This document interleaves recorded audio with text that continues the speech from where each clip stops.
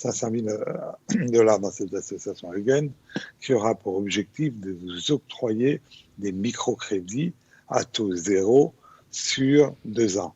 Mais, encore une fois, ça n'est que pour les dossiers les plus graves. On ne peut pas, avec cette somme-là, aider des dizaines de milliers d'Israéliens qui sont dans cette situation.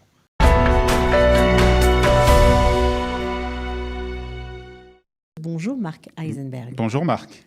Shavua Tov. Bonjour Cathy, bonjour Olivier. Est-ce que vous me recevez bien? On vous voit, on vous entend, parfait.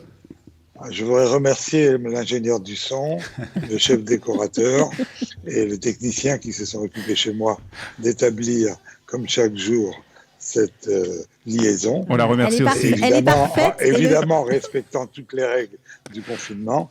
Il s'agit, vous avez bien compris, de ma charmante femme Hélène. Voilà, bon, on la salue, on l'embrasse. À pouvoir vous parler dans des meilleures conditions, parce que moi, je ne suis pas très doué pour établir ces liaisons. Il faut dire que le cadrage est parfait ce matin. Voilà, alors on la salue, on la remercie et on va essayer donc de répondre aux questions de nos auditeurs. Alors nous avons une question d'une jeune femme qui s'appelle Léa, qui tente de faire rapatrier quelqu'un depuis la France avant qu'il ne soit trop tard, nous dit-elle. Elle cherche à louer un appartement. Le propriétaire profite de la situation sur son contrat et donc elle demande de l'aide. On va essayer de l'aider.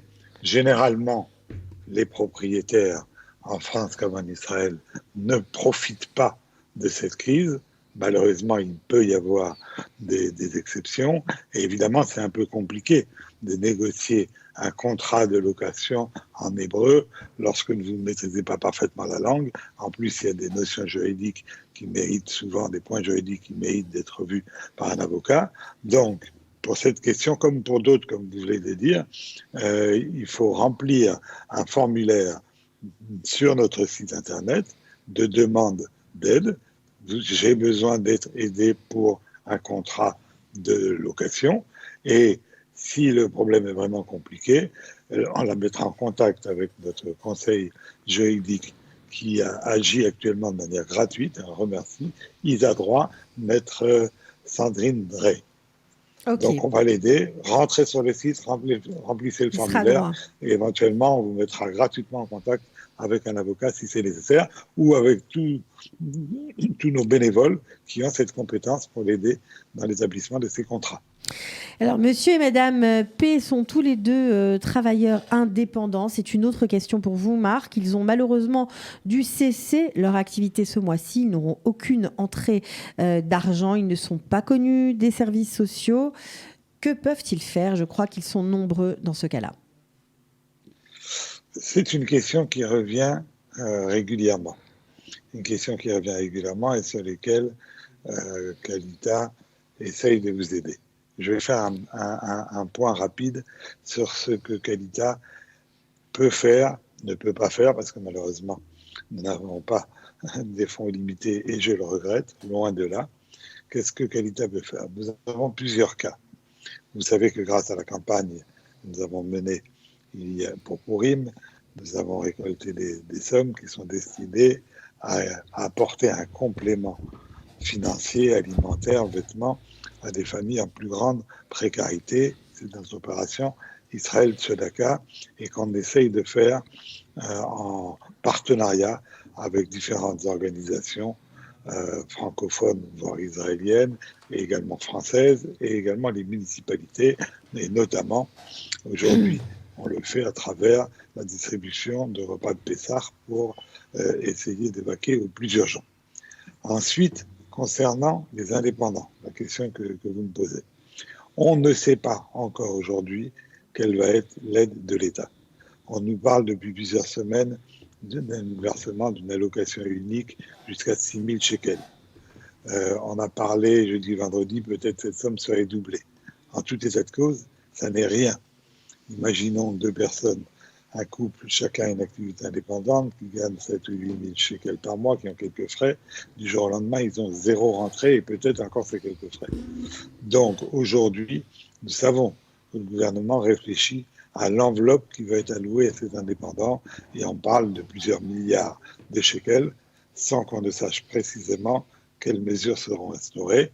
Peut-être que la mise en place d'un gouvernement, aujourd'hui, demain ou après-demain, permettra d'avancer plus vite et d'annoncer les premières mesures. Nous, chez Qualita, nous allons faire deux choses. Nous allons aider les indépendants en essayant de garantir auprès de vos banques un certain nombre de découverts bancaires.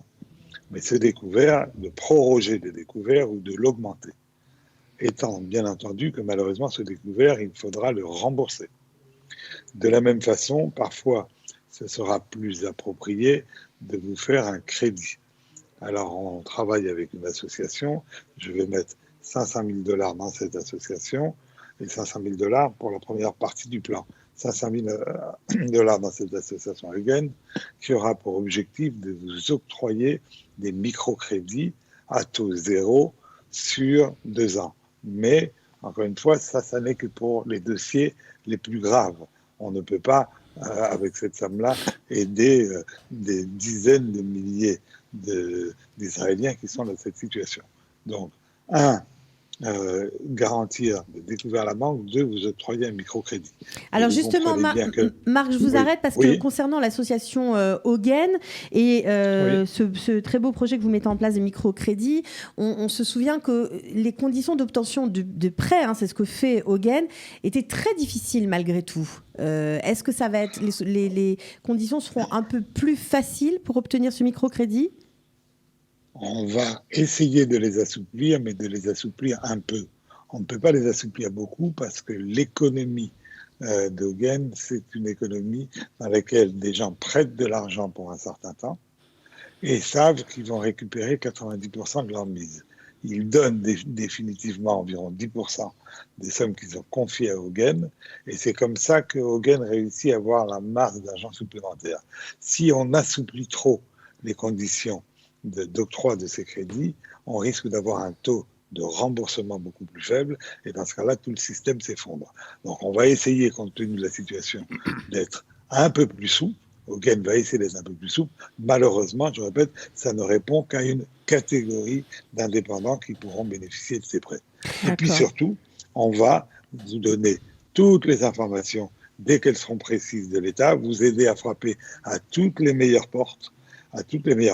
On mettra toutes ces informations sur notre site et en même temps, nous allons faire du lobbying politique pour expliquer à quel point c'est important, à quel point nous avons des demandes d'indépendants. C'est la raison pour laquelle, quand vous avez des problèmes très importants de trésorerie, de fin de mois actuellement, je vous invite à remplir les documents qui figurent sur notre site pour pouvoir ou recevoir une aide ou à minima être le mieux guidé possible. Alors Marc, ce sujet des indépendants inquiète beaucoup nos auditeurs et on a aussi des questions sur notre page Facebook et Monsieur Bismuth nous demande est-ce qu'il existe des aides au chômage pour les auto-entrepreneurs, je suppose qui veut parler des indépendants bien entendu. Non, quand on est entrepreneur, on ne bénéficie pas du chômage. On n'a que des aides qui vont être spécifiquement pour les entrepreneurs. Cette aide dont on parle depuis déjà 15 jours de 6 000 shekels, qui sera peut-être doublée, mais encore une fois, on ne peut rien assurer parce que le gouvernement n'a pas confirmé ces annonces et n'a pas expliqué comment cela se mettrait en place. Pour l'instant, il n'a pas droit malheureusement au chômage. On ne connaît pas la mise en place des aides pour les indépendants pour l'instant. Maintenant, s'il y a des familles en grande difficulté qui ont besoin d'une aide d'urgence en fonction de leur situation personnelle, est-ce qu'ils peuvent contacter quelqu'un chez Qualita en particulier ? Alors, chez nous, vous savez qu'on a un service qui s'occupe du bénévolat pour aider les uns à aider les autres, et on peut essayer de joindre notamment le Ayala Bloom. Ayala Bloom a la charge du groupe des 45 ans et plus, qui met en relation, dans le cadre de ce groupe et dans le cadre plus général de QualiTime, qui est animé par Sarah, Ayala Bloom met en relation des gens qui vont pouvoir aider d'autres personnes de manière extrêmement concrète, que ce soit pour essayer d'apporter les repas à domicile si ça n'est pas fait par les municipalités ou par une autre association, si c'est pour aider à traduire un certain nombre de documents administratifs dont on aurait besoin aujourd'hui.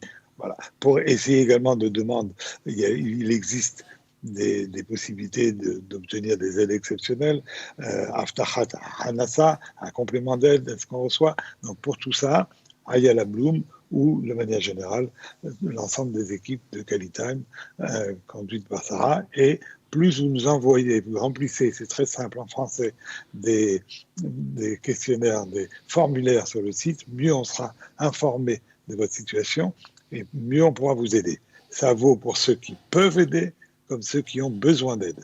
Donc, remplissez-nous ces formulaires et on essaiera de matcher les personnes qui peuvent répondre à un besoin précis et on essaiera d'améliorer la situation économique, psychologique de chacun.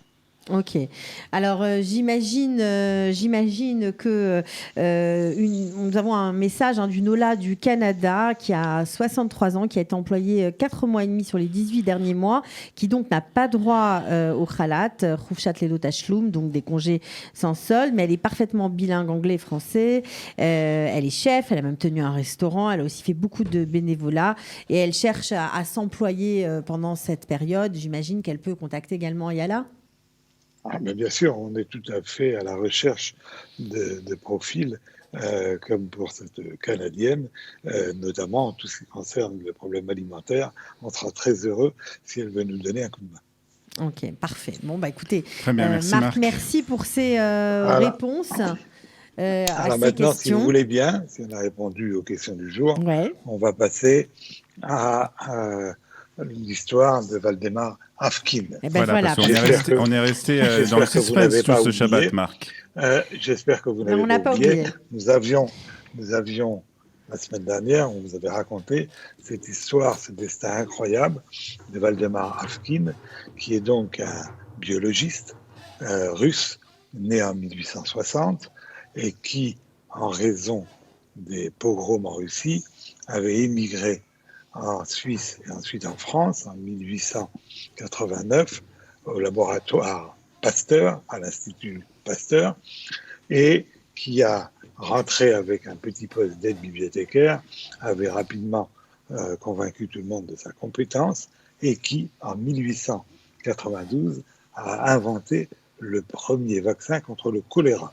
Une invention absolument majeure, puisque le choléra était une maladie, une épidémie et parfois une pandémie très présente au cours du 19e siècle, avec plusieurs vagues dès 1812 et encore dans les années 80-90, puisque l'année où Valdemar Afkin a trouvé son vaccin, par exemple à Paris, il y avait eu encore 5000 morts du choléra et des milliers de personnes malades. Et dans d'autres pays, les morts se comptaient en centaines de milliers. Donc on avait vu comment Afkin avait découvert ce vaccin, s'était rendu en Inde, qui était le pays le plus touché au monde, pour donner et distribuer ce vaccin aux populations, qu'il avait également découvert le premier vaccin contre la peste et qu'il avait réussi à distribuer son vaccin à près de 4 millions de personnes en Inde et qu'il avait sauvé des centaines de milliers de vies. Et c'est la raison pour laquelle, en 1897, la reine Victoria lui avait décoré de la distinction la plus haute de l'Empire britannique. Malheureusement, après avoir subi l'antisémitisme en Russie, subi l'antisémitisme en France, puisque c'était l'époque de l'affaire de Drummond, de la libre parole, des propos antisémites, il avait été pris pour cible. Et bien, curieusement, il a affronté en Inde également l'antisémitisme britannique. Il a affronté en Inde l'antisémitisme britannique et en 1902 éclatait une affaire.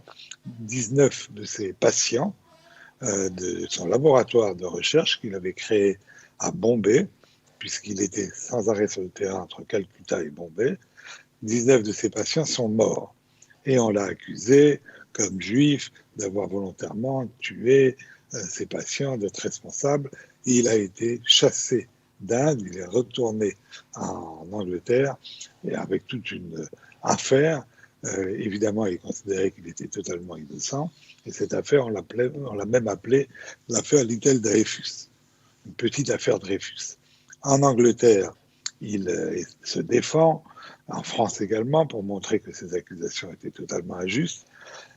Et ça, c'était en 1902. Il a fallu attendre 1907 et une grande enquête qui est parue dans le Times et qui a démontré qu'en réalité, malgré toutes les précautions prises dans son institut, malgré tous les règlements, la formation qui a été donnée à tout le personnel, un des membres du personnel n'avait pas respecté les consignes d'hygiène, avait oublié de stériliser le bouchon très sale d'une petite bouteille, et malheureusement, en transmettant cette bouteille avec ce bouchon sale, 19 patients étaient morts du tétanos.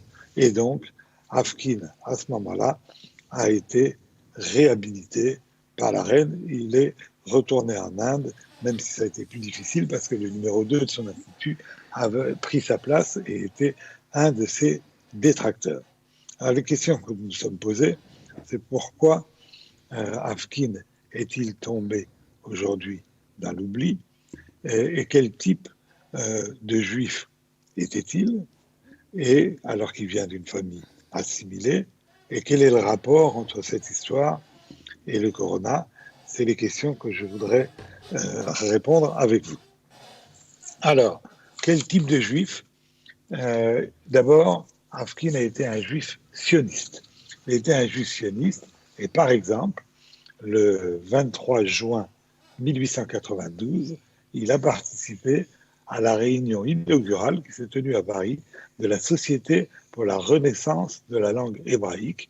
Et évidemment, cette Société de la Renaissance de la langue hébraïque était dirigée par Eliezer Ben Yehuda, celui qui a été l'artisan de l'ivrite moderne.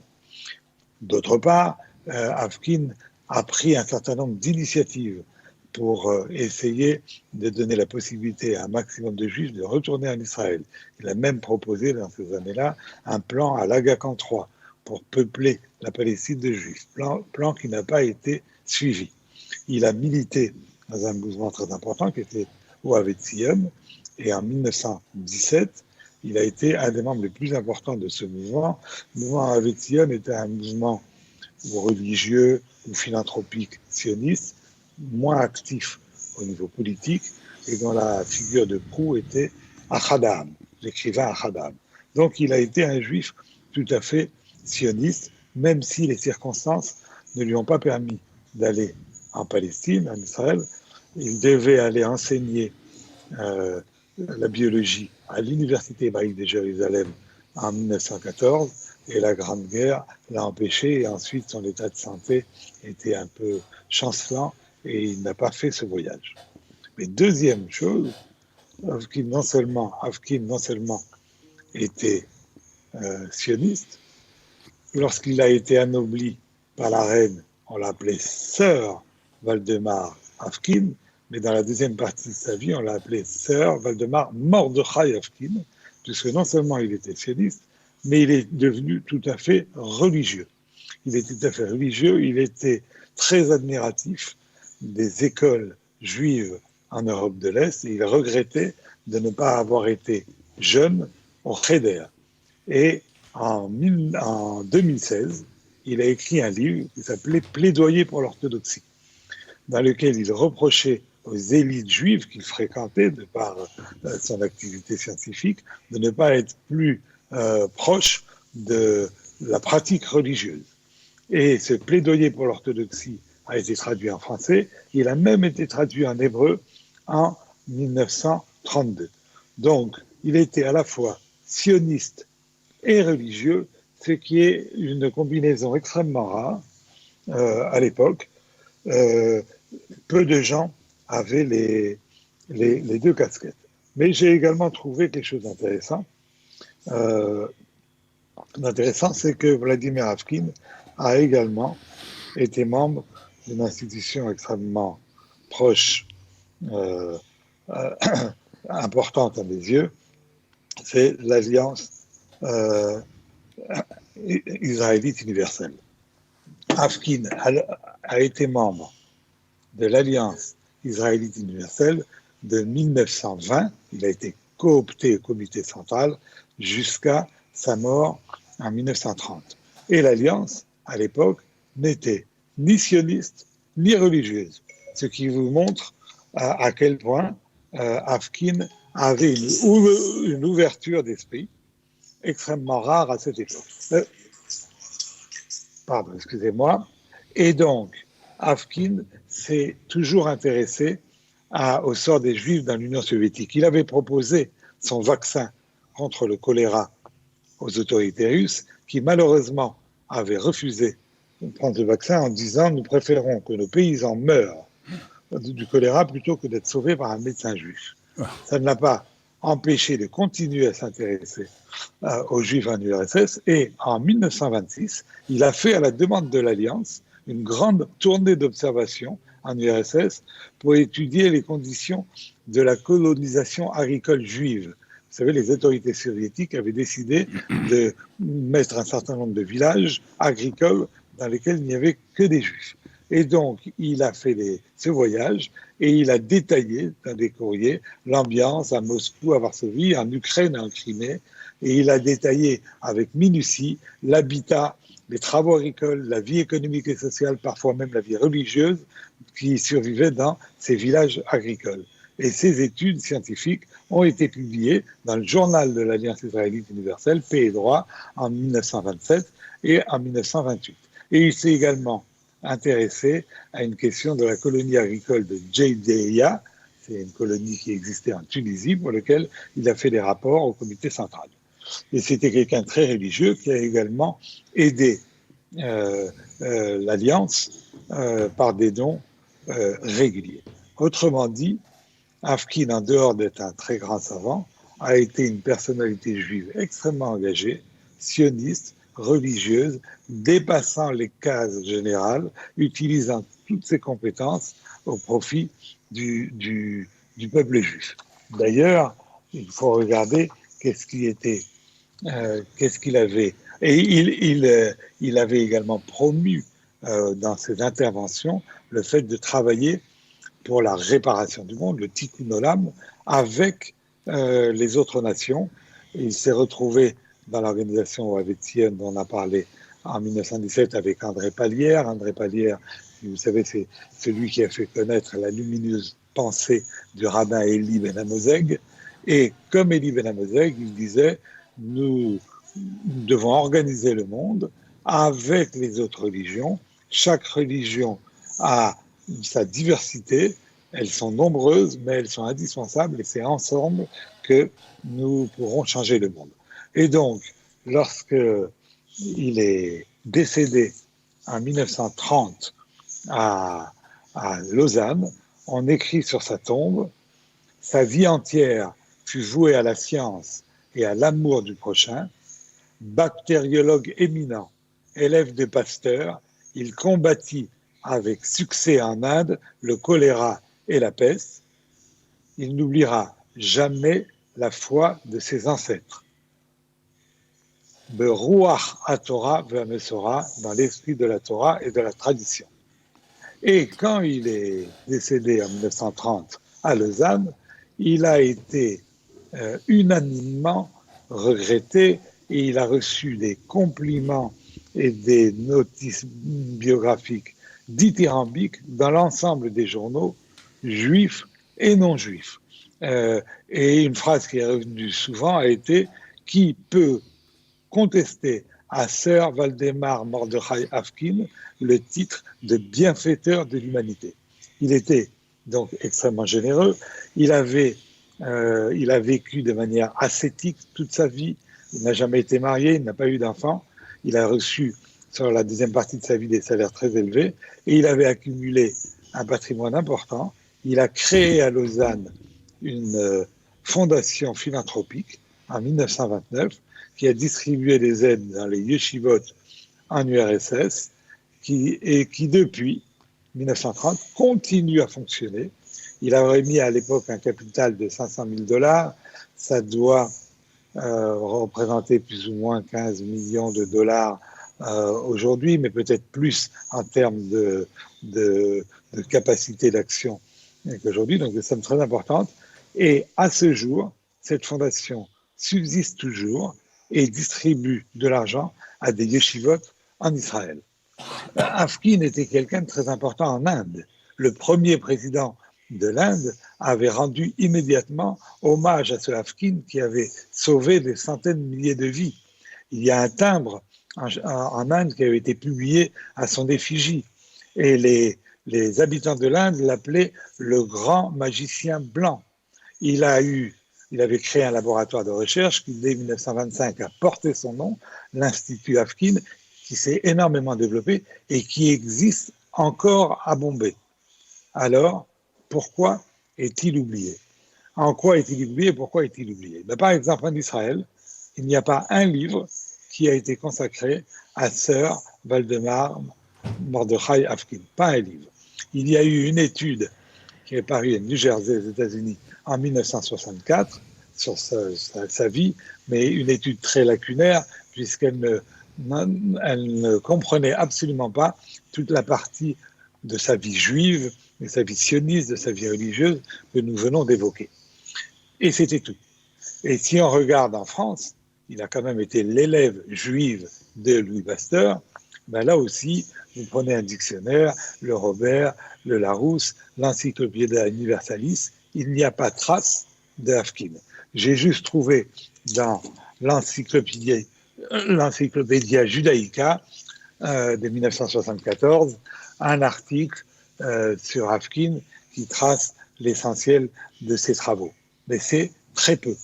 Ouais, et heureusement, en 2017, un scientifique, un médecin de Lausanne, justement parce qu'il avait vu la tombe de Afkin, un médecin juif qui s'appelle Han Hart, a écrit un livre, Un illustre inconnu, Sir Waldemar Mordechai Afkin. Il avait consacré quelques mois avant une thèse à ce grand scientifique, et dans lequel il s'est interrogé. Il s'est posé la question en disant comment se fait-il que Afkin n'ait pas été plus reconnu pendant sa vie. Et il dit ce qui peut caractériser Afkin, c'est justement il n'appartenait à aucune chapelle, on dirait chez nous à aucune synagogue, il avait une pensée large, il a démontré ce qui est essentiel, qu'on pouvait être orthodoxe et participer aux découvertes scientifiques et être adepte du progrès scientifique. Donc un art dit, est-ce que ce n'est pas précisément parce qu'elle échappe aux articulations classiquement proposées entre judaïsme et modernité, je cite, que l'histoire de Afkin n'a pu s'écrire jusqu'à présent. Donc en tout cas, trop inclassable. Trop inclassable. En tout cas, on voit que c'est un parcours qui vous a passionné, voilà, Marc. On a aussi. Je veux ajouter encore un dernier mot, c'est le rapport avec le coronavirus. Il y a 2 rapports, me semble-t-il. On en terminera là, excusez-moi pour la longueur de cette intervention. Non, pas du tout, mais c'est vrai. Vous avez compris, effectivement, que ce Afkin m'a passionné. D'une part, parce que quand il a trouvé le vaccin contre le choléra, il a été très critiqué. Et vous savez pourquoi il a été critiqué? Parce qu'il n'avait pas fait suffisamment il n'avait pas fait les études nécessaires, il n'avait pas fait tous les tests nécessaires et qu'il fallait prendre des populations plus grandes avant de commencer à administrer ce vaccin. Je vous rappelle que pour montrer son efficacité, il s'était inoculé sur lui-même et il avait survécu, alors que le vaccin ne fonctionnait que dans 50% des cas.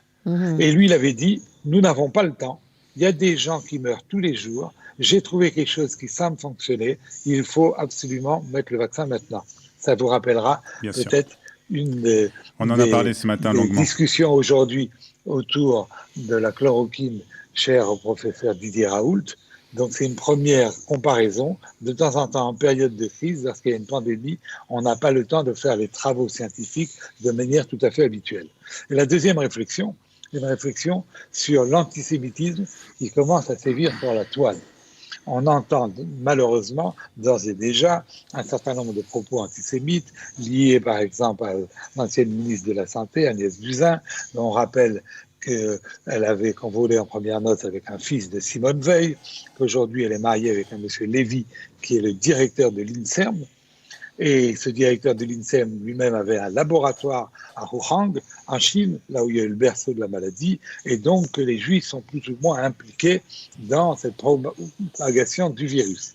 Et il faut dire que pendant toute l'histoire, au Moyen-Âge, constamment, chaque fois qu'il y avait une épidémie, le Juif était le premier bouc émissaire, accusé d'avoir empoisonné les puits et d'être responsable de cette contagion. Or là, il me semble important dans cette période de dire un des plus grands bactériologues de l'histoire, ceux qui ont sauvé le plus de vies contre des épidémies contre lesquelles on ne savait pas se défendre, était un Juif, Sir Waldemar Mordechai Hofkin. Merci beaucoup de votre attention et bonne journée. Voilà, c'était important merci, de rétablir cette vérité et de rétablir aussi ce personnage peu connu qu'on a découvert avec vous, Marc. Merci beaucoup. Et on vous retrouvera bien entendu demain pour d'autres réflexions et pour répondre à d'autres questions. Retrouvez du dimanche au vendredi notre live quotidien spécial coronavirus. 3 heures de direct ininterrompu de 8h à 11h. Pour tout savoir sur l'actualité du virus en Israël, mené par Daniel Haïk, Olivier Granilic et Cathy Chouproun. Le live Studio Qualitas, c'est tous les jours en direct, puis en replay sur Facebook, YouTube ou sur notre application et sur le site studioqualita.com.